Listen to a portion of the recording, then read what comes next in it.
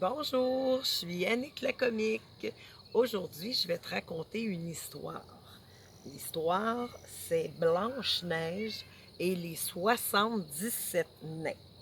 C'est une histoire de David Cali et de Raphaël Barbanègre aux éditions Talent Haut. Alors, installe-toi confortablement. Mon histoire commence maintenant. Blanche-Neige et les 77 nains.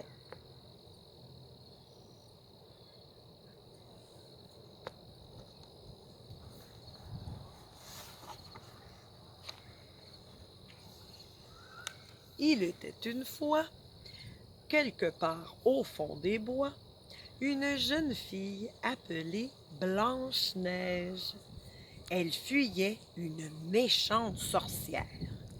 Elle trouva refuge dans une minuscule maison habitée par 77 nains.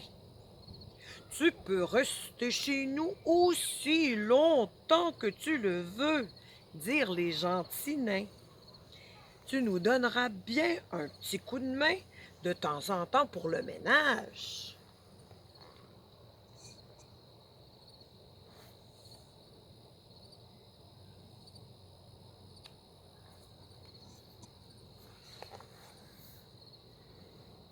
Blanche-Neige comprit très vite que la vie avec les nains n'allait pas être de tout repos.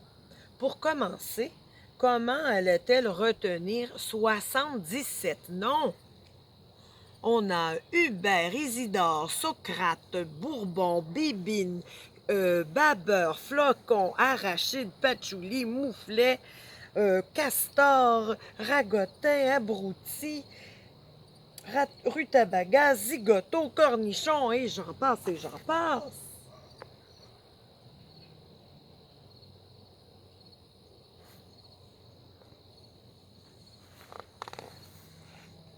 Et dans cette maison, il y avait vraiment beaucoup à faire. D'abord, il y avait la lessive,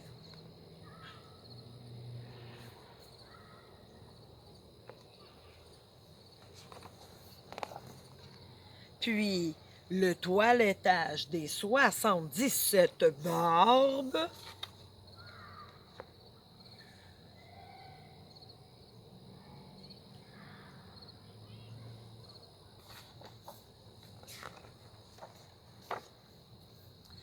chacun voulait une histoire avant de dormir, chacun voulait son histoire.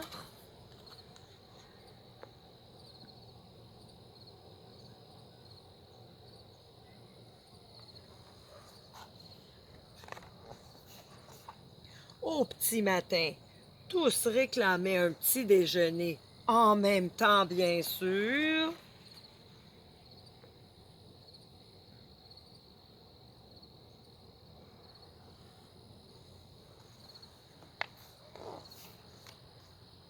Ensuite, il fallait préparer 77 lunchs avec 77 sandwichs et 77 jus de fruits.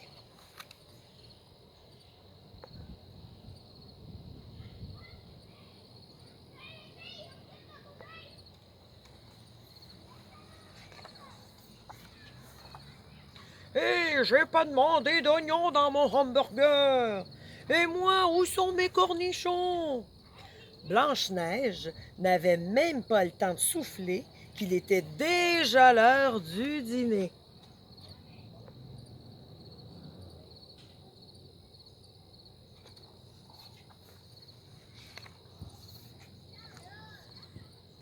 Est-ce que l'un de vous pourrait me donner un coup de main? Et après tout, il fallait encore faire de la vaisselle.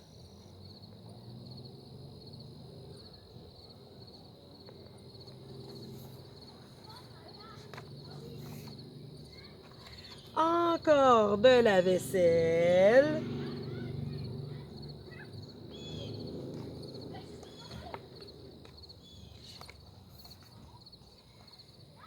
C'est vrai, les nains étaient bien gentils, mais ils étaient aussi très désordonné, turbulent, bagarreur et très, très bruyant.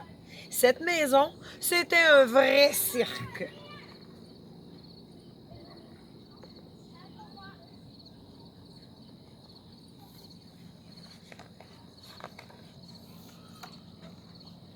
C'en était trop pour Blanche-Neige. Elle décida de quitter la maison des 77 Gentinets. Et tant pis si elle croisait la sorcière, la méchante sorcière dans la forêt.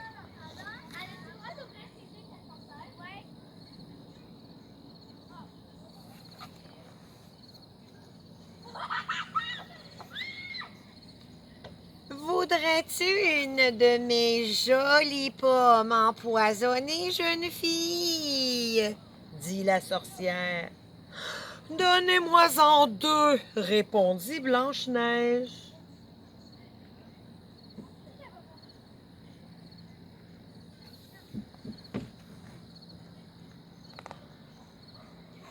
Désormais, quelque part au fond des bois, une jeune fille appelée Blanche-Neige dort en attendant le prince charmant qui la réveillera en lui donnant un... Finalement, qui ne lui donnera pas de baiser. Ici, on voit prière de ne pas me réveiller. Merci.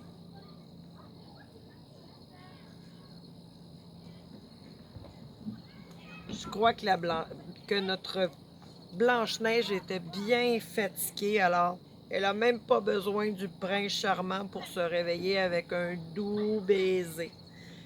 C'est ainsi que se termine mon histoire. Le titre était Blanche-Neige et les 77 nains de David Cali et Raphaël Barbanègre aux éditions Talent Haut. Alors moi, je te dis bye bye. On se revoit dans une prochaine capsule. Je t'envoie des bisous et des câlins. Bye bye.